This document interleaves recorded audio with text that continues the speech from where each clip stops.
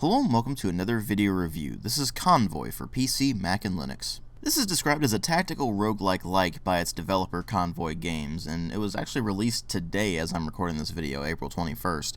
And it's kind of interesting. I was actually contacted by a representative of Indietopia, the publisher for it, and made aware of it in the first place. I didn't know this game existed until basically they contacted me and said, hey, would you like to take a look at this?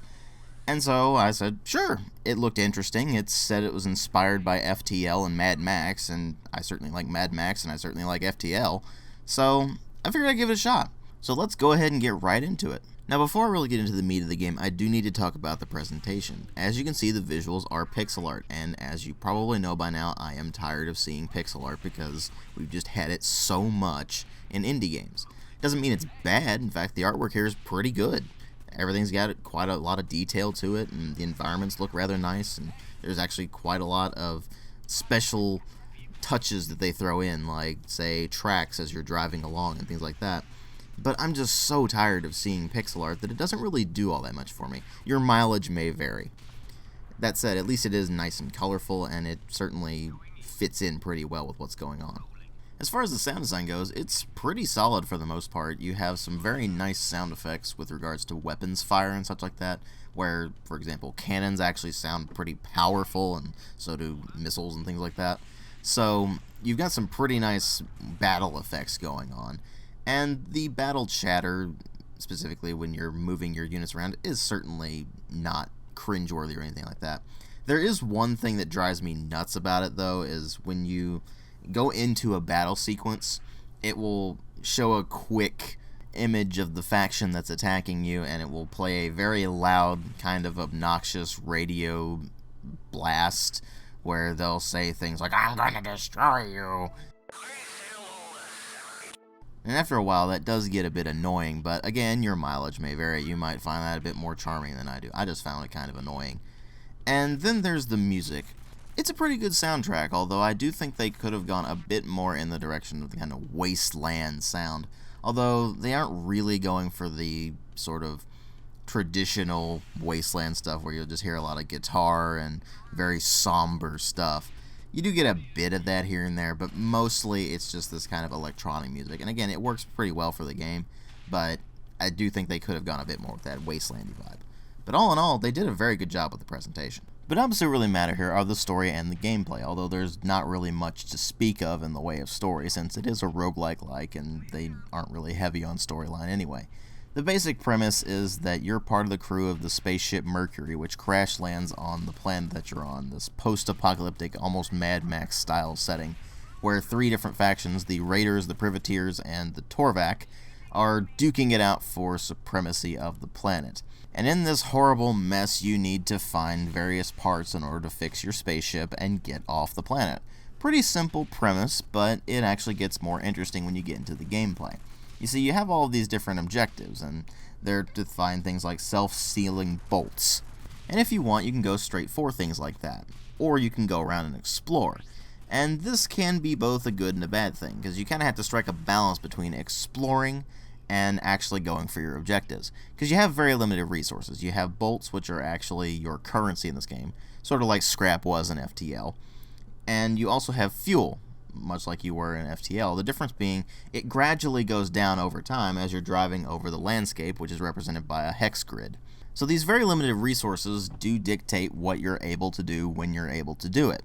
So for example, if you go to get the self-sealing bolts, and you don't have enough bolts to actually pay for them, which they want 500, and you basically get about 100 to start with, if even that. If that's if you go on the easy setting. If you go higher than that, then you get lower and lower amounts.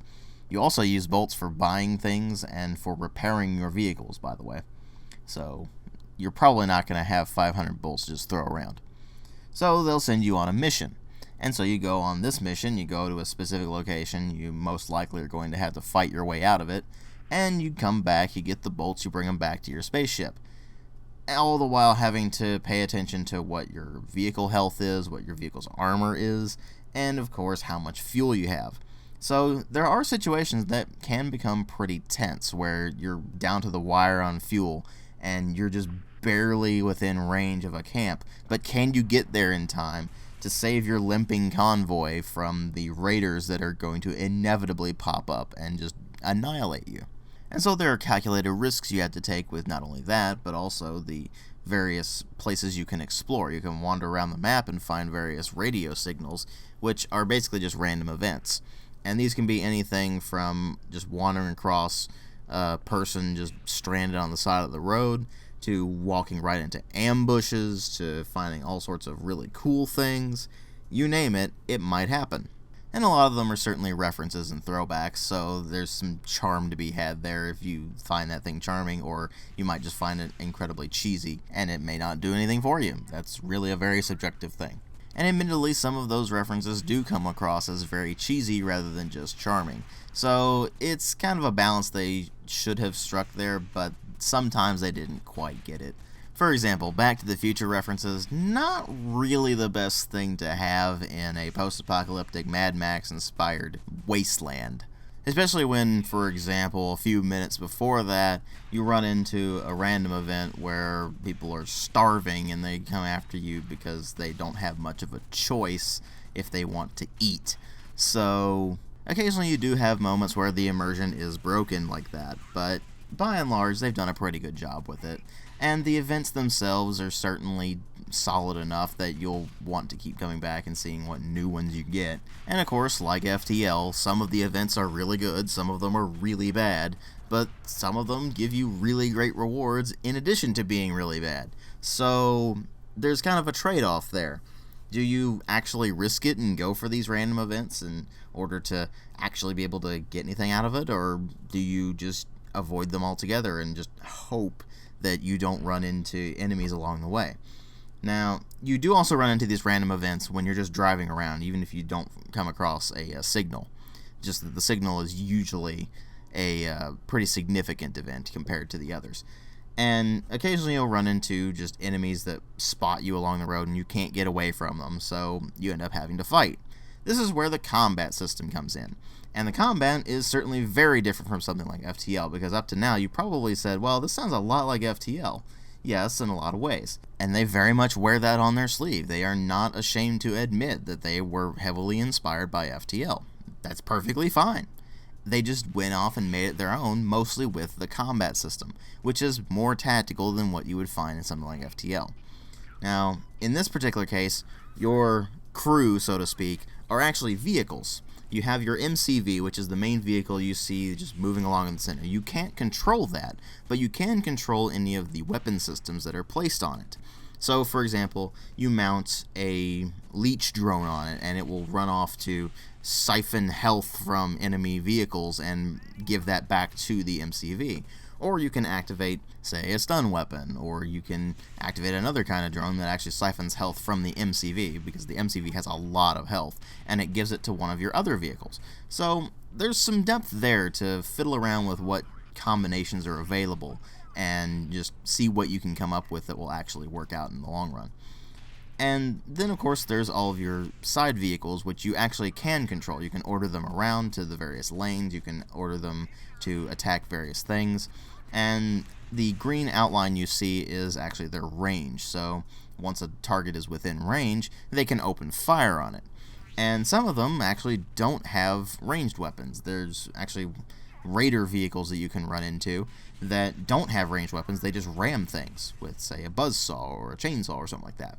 And so that actually adds some interesting mechanics as well. You can ram the other vehicles. It does damage your own, but you also do a fair amount of damage to them. So again, you have that idea of risk and reward and some strategy to go in there. Do you actually take the risk and ram this other vehicle, knowing that it will take that other vehicle out, but will leave you vulnerable in the long run? Sometimes you have to make that decision. If you don't have much of a choice, you're going to have to go with it. And so you actually do have some tactical depth here. And of course, those loadouts can be customized. You can actually swap out the various weapons that you start with. For, say, you start out with a machine gun and a cannon vehicle, and you swap out the cannon for a laser gun, or you swap out the machine gun for a minigun or something like that. And each of them have their own ups and downs. Some of them do more damage to hit points, some of them do more damage to armor, some of them ignore armor entirely. So you've got all sorts of different weapons and combinations that you can use, as well as just working on the tactics to actually get things to work out. And so that actually adds some depth and replayability to it. And of course, there are different vehicles you can start out with if you unlock them. For example, you have to beat the final boss in order to unlock, say, one set, or you have to complete other various objectives in order to unlock the others. And so you will find that there is actually quite a bit of replayability here. And if you like this style of gameplay, you will certainly be able to find quite a lot of replayability in it. But here's the thing. If you don't like this to begin with, say you didn't like FTL, you're probably not going to like this, because it does have a lot of those same design ideas as FTL does. It's still brutally difficult. Even on the easy setting, it's actually pretty brutal. And it also has permadeath, so you can't actually go back and just reload your old save and be like, oh, well, I'll just reload this and just do things differently. No, you got to start over.